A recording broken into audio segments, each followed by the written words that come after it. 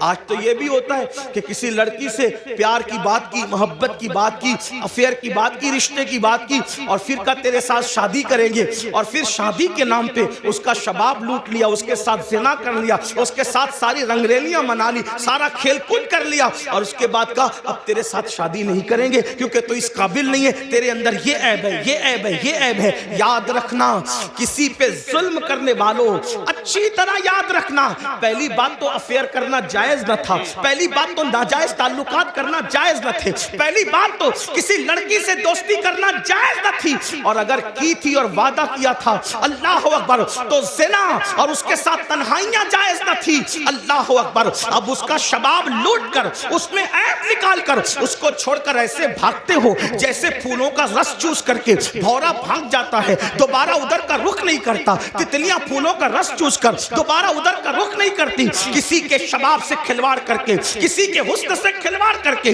کسی کی آبرو سے کھلواڑ کر کے، پھر اس کو چھوڑ کر نئے شکار کی تلاش میں جانے والوں، جان بوجھ کر کے کسی کی آبرو کے ساتھ سودا کرنے والوں، سنو اللہ کے حبیب علیہ السلام ارشاد فرماتے ہیں، فقیہ ابو اللہ سمرقندی اپنی کتاب میں لکھتے ہیں کہ اگر کسی نے کسی چڑیا سے بھی کھیل کر اس کی زندگی کو ختم کیا ہوگا، کسی نے کسی چڑیا کی زندگی سے کھیلا ہوگا، نہ کھانے کی حاجت تھی، نہ شرعی کوئی معاملہ تھا، صرف اپنے نفس کے لیے چڑیا سے کھیلا اور اس کو مار ڈالا، کھیلتے کھیلتے اس کی زندگی کو ختم کر دیا، آقا فرماتے ہیں وہ مری ہوئی چڑیا جس کی زندگی سے تم نے کھلواڑ کیا تھا، جب قیامت کا دن ہوگا تو اللہ کی عدالت میں فریاد کرے گی، مولا آج عدل کا دن ہے، آج انصاف کا دن ہے، مولا مجھے عدل چاہیے، اس شخص نے میری زندگی سے کھلواڑ کیا تھا۔ آقا فرماتے ہیں اس ننھی سی چڑیا کی شکایت بجلی کی گھن گرج کی طرح ہوگی،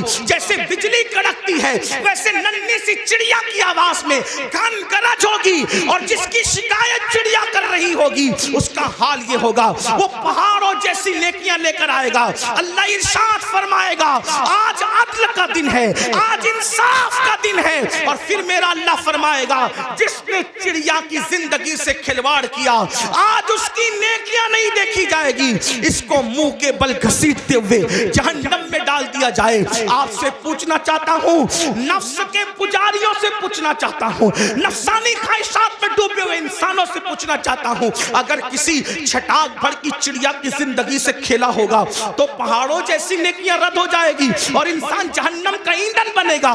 جس نے لڑکیوں کی زندگی سے کھیلا ہوگا، آبرو سے کھیلا ہوگا، اس کا انجام کیا ہوگا؟ اللہ کے بندو، یہ دنیا ہی سب کچھ نہیں ہے، یہ دنیا کی رنگریلیاں ہی سب کچھ نہیں ہے، یہ دنیا کے مزے اور مستی سب کچھ نہیں ہے، یہ دنیا کا عیش و آرام سب کچھ نہیں ہے۔ اس دن کے بارے میں ڈرو جس دن کے بارے میں قرآن کہتا ہے یوم یقوم الروح والملائکہ صفا لا یتکلمون الا من اذن، اس دن جبریل امین اور سارے فرشتے اللہ کی ہیبت سے کانپتے ہوں گے، کسی میں کلام کرنے کی جرت نہیں ہوگی۔ اس دن اپنا کیا ہوگا؟ جس دن انبیاء کی زبان پہ نفسی نفسی ہوگا، اس دن اپنا کیا حال ہوگا؟ اس لیے لوگ لڑکیوں کی زندگی سے تو کھیلتے ہیں، خود کی بیوی کا اگر سالن میں نمک زیادہ ہو جائے تو طلاق دے دے، مارے پیٹے۔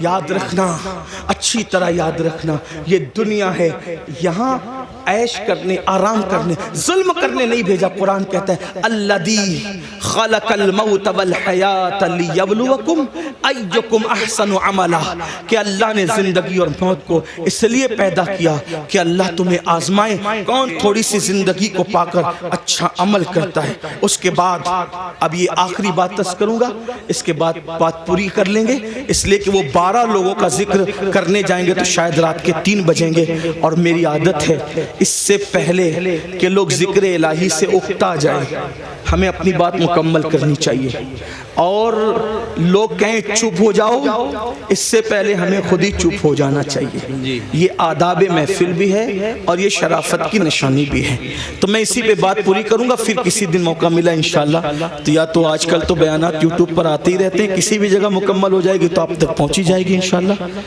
یہ 5ویں بات ہے، لیکن اس کو دھیان سے سنیں، اور یہ آخری بات ہے آج کی محفل۔ اللہ کے رسول علیہ السلام فرماتے ہیں 5واں ٹولہ جب قبر سے نکلے گا تو ان کے جسم سے مردار کی بدبو آئے، مردار کی بدبو، اور وہ مردار کی بدبو لے کر کے اپنے قبر سے اٹھیں گے۔ صحابہ نے پوچھا حضور وہ کون ہوں گے؟ آقا فرماتے وہ لوگ ہوں گے جو دنیا میں چھپ چھپ کر گناہ کرتے، تنہائی میں گناہ کرتے، پوشیدہ طور پہ گناہ کرتے، لوگوں کے سامنے نیکیاں اور تنہائی میں گناہ۔ ایسے لوگوں کے لیے اللہ فرماتا ہے جو لوگوں کے سامنے نیکی کر کے تنہائی میں گناہ کریں، میں ان کے ساتھ اعلان جنگ کرتا ہوں۔ اور دوسری حدیث میں آتا ہے کہ حباء منصورہ کی تفسیر کرتے ہوئے اللہ کے رسول نے خود فرمایا، آقا فرماتے ہیں صحابہ نے پوچھا حضور یہ حباء منصورہ کا مطلب کیا ہے کہ اللہ ان کی نیکیوں کو ذرے کی طرح بکھیر دے گا؟ تو آقا فرماتے ہیں جو تنہائیوں میں گناہ کرتے تھے اللہ ان کی نیکیوں کو ایسے بکھیر دے گا جیسے روزون کے ذرات ہوتے ہیں جو صرف دھوپ میں نظر آتے ہیں، اتنے باریک کر دے گا اللہ، یعنی اتنی بے وقت ہو جائے گی ان کی نیکیاں کہ اللہ تعالیٰ ان کے ذرے ذرے کر دے گا، ان کی نیکی کوئی کام کی نہیں ہوگی، اور اللہ پاک ان کی نیکیوں کو رد فرمائے گا۔ والعاقبۃ للمتقین، آخرت تو متقیوں کے لیے ہے۔ اس سلسلے میں حضرت زید ایک بات بیان کرتے ہیں، فرماتے ہیں میں قبرستان گیا، جب قبرستان پہنچا تو ایک درخت کو ٹیک لگا کر میں بیٹھ گیا، اس لیے کہ میں چاہتا تھا کہ قبروں کو دیکھ کر کے عبرت حاصل کروں۔ ایسے میں ٹیک لگا کے بیٹھ گیا تو میں نے کیا دیکھا، میری آنکھ لگ گئی، آنکھ لگی تو دل کی آنکھیں بیدار ہوئی، میں نے خواب دیکھا کہ لوگ اپنی اپنی قبروں سے اٹھ رہے ہیں، کسی کے اجلے لباس ہے، کسی کے میلے لباس ہے، کوئی کیسا ہے کوئی کیسا ہے، لیکن ایک شخص کو میں نے دیکھا جب وہ اس کی قبر سے اٹھا، اس کی قبر سے تو ایک آسمان سے آگ کی چین زنجیر آئی اور اس کے حلق میں ڈالی گئی، اور وہ اس کے حلق سے گزرتے ہوئے پیٹ، اور پیٹ کے بعد پھر نیچے کے مقام سے وہ زنجیر نکل گئی، اور وہ چیخ رہا تھا، چلا رہا تھا، اور چیختے چلاتے کہتا تھا مجھ پر یہ کیا عذاب ہو رہا ہے؟ کیا میں نماز نہیں پڑھتا تھا؟ کیا میں روزہ نہیں رکھتا تھا؟ کیا میں رمضان شریف کے روزے نہیں رکھتا تھا؟ کیا میں نے حج نہیں کیا تھا؟ کیا میں نے عمرے نہیں کیے تھے؟ کیا میں نے صدقہ نہیں دیا تھا؟ کیا میں نے زکوٰۃ نہیں دی تھی؟ کیا میں فلاں نیک کام نہیں کرتا تھا؟ غرض کہ وہ اپنی ساری نیکیوں کو گنائے گا گنائے گا گنائے گا، اس کا مطلب وہ گنہگار نہیں تھا، وہ نیکوکار تھا، اس لیے وہ وہاں بھی نیکیوں کو گنائے گا۔ حضرت زید کہتے ہیں جب وہ اپنی نیکیوں کو گنا رہا تھا تو غیب سے آواز آئی بندے تو ساری نیکیاں کرتا تھا، لیکن جب تو اکیلے میں اور تنہائی میں ہوتا تھا تب تو گناہ کرتا تھا، اللہ سے نہیں ڈرتا تھا۔ تو جس نے تنہائی کے اندر گناہ کیا اللہ نے اس کی نیکیوں کو ضائع کر دیا۔ آپ سے پوچھتا ہوں اللہ کے بندو، نرم نرم گدوں پہ لیٹ کر رات کی تنہائیوں میں چار دیواری میں کیا دیکھتے ہو؟ کون کیا دیکھتا ہے مجھے نہیں پتا، لیکن اپنے آپ میں ڈوب کر کے سوچو، وہ گندی فلمیں، وہ گندے مناظر، وہ گندی تصویریں رند کی رند رہے، ہاتھ سے جنت نہ گئی۔ جو تنہائیوں میں گناہ کرتے ہیں اور لوگوں کے سامنے نیکیاں کرتے ہیں، قبروں سے اٹھیں گے تو ان کے بدن سے مردار کی بدبو ہوگی، اللہ ان کے ساتھ اعلان جنگ کرتا ہے، ان کی نیکیوں کو ریت کے ذروں کی طرح بکھیر دیا جائے گا۔ اپنے آپ پہ رحم کرو میرے بھائیوں، قیامت کے دن کون ہے اپنا سوائے مصطفیٰ جان رحمت کے؟ سب نے صف محشر میں للکار دیا ہم کو، اے بے کسوں کے آقا اب تیری دہائی ہے، ایک ہی سہارا ہے، اگر گناہ کر کر کے ان کا دل دکھا دیا، ان کو ناراض کر دیا تو بتاؤ اپنا کیا بنے گا؟ اللہ اکبر۔ میرے آقا مصطفیٰ جان رحمت صلی اللہ علیہ وآلہ وسلم کے دیوانوں سیدنا فاروق اعظم کہتے ہیں لوگ چھوٹے اور بڑے گناہ کی بات کرتے ہیں، فاروق اعظم فرماتے ہیں میں تو اتنا سمجھتا ہوں گناہ کوئی بھی کرو رسول اللہ کے دل کو تکلیف پہنچتی ہے، حضور کا دل دکھتا ہے، کوئی گناہ کرو دل حضور کا دکھتا ہے۔ اب آپ کو سے پوچھتا ہوں چہروں سے داڑیاں منڈا کر گٹروں میں پھینکتے ہو، فاروق اعظم کہہ رہے ہیں آقا کا دل دکھتا ہے، گندی فلمیں دیکھتے ہو، فاروق اعظم کہہ رہے ہیں آقا کا دل دکھتا ہے، کسی عورت پر بد نظری کرتے ہو آقا کا دل دکھتا ہے، مسجدوں کو ویران کرتے ہو آقا کا دل دکھتا ہے، نمازوں میں سستی کرتے ہو آقا کا دل دکھتا ہے، کسی مومن کو گالی دیتے ہو آقا کا دل دکھتا ہے۔ اتنا رسول اللہ کا دل قبر انور میں دکھاؤ گے اور اس کے بعد میدان محشر میں جب شفاعت کی بھیک لینے کے لیے ان کی بارگاہ میں پہنچو گے، اللہ نہ کرے اگر انہوں نے منہ پھیر لیا اور منہ پھیر کر کے یہ کہا او منافق جھوٹے مجھ سے عشق کا دعویٰ کرتا تھا اور میرے دل کو چھلنی چھلنی کرتا تھا، میرے دل کو دکھاتا تھا، میرے دل کو تکلیف پہنچاتا تھا. بتاؤ بھائیو جب سب نے للکار دیا ہوگا تو اسی آمنہ کے لال کا سہارا ہوگا، میرے آقا علیہ الصلوۃ والتسلیم کی شفاعت ہوگی. اگر وہ بھی منہ پھیر لیں حالانکہ ان کے کرم سے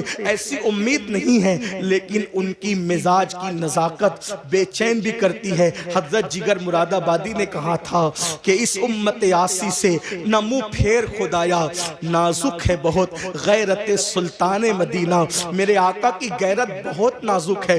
کتنی نازک ہے اتنا اندازہ کر لے.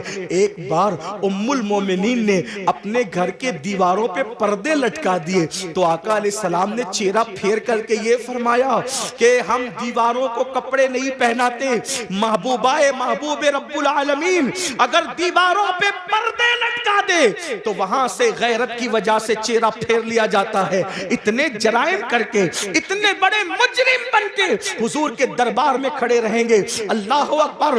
اگر ان کی غیرت کی نزاکت نے منہ پھیر لیا کہاں جاؤ گے؟ کس کے پاس جاؤ گے؟ کس کے دروازے پہ دستک دو گے؟ اس لیے آج ان کو مناؤ، آج ان کو راضی کرو، آج ان کی بارگاہ میں معافی مانگو، ان کے وسیلے سے اللہ کی بارگاہ میں توبہ کرو تاکہ دنیا بھی سنور جائے آخرت بھی سنور جائے. اللہ پاک کی بارگاہ میں دعا ہے کہ میرا اللہ سب سے پہلے مجھے اور آپ سب کو عمل کی توفیق عطا فرمائے. گفتگو کے درمیان اگر کوئی غلطی ہوئی اللہ تعالیٰ معاف فرمائے. استغفر اللہ ربی من کل ذنب واتوب الیہ وما علینا الا البلاغ. السلام علیکم ورحمۃ اللہ وبرکاتہ. بیٹھیے.